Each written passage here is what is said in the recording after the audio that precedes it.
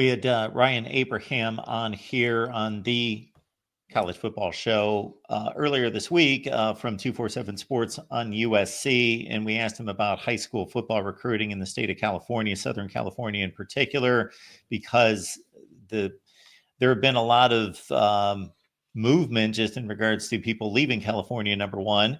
Number two, movement toward away from tackle football for a lot of people. So Georgia's emerged as maybe the third best state in high school recruiting. California is still extremely strong, but we talked about how maybe the line play in California has not been what it used to be. But the quarterbacks and receivers, skill players, still pretty heavy in that state, including a guy that you're tracking in four-star quarterback Luke Fahey.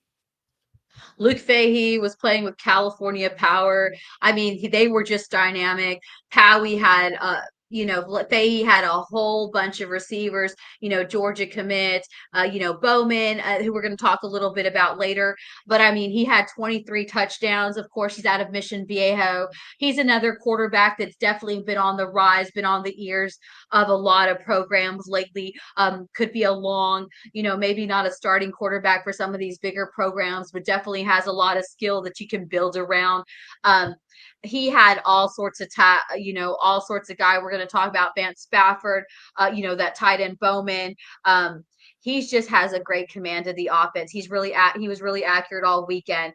He's the number 23 quarterback in the country. Some of the schools that he's looking at are Syracuse, Stanford, and Texas Tech. So some very interesting, kind of diverse, but the way that Fahey plays, I can see him going to any of those programs. Of course, we know that Texas Tech has definitely been on the rise as far as a hub now in the Big 12, but also for what they've been doing with NIL.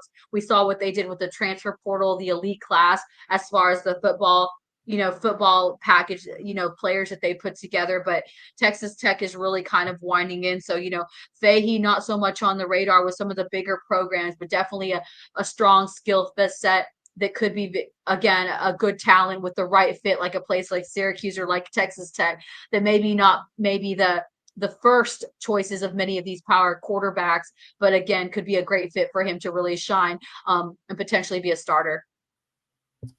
Got Leanne Herring here to break down the top recruits that she witnessed over the weekend and for the last several weekends in the OT7 camps across Texas and across the South as they make their way to a championship game in LA in June.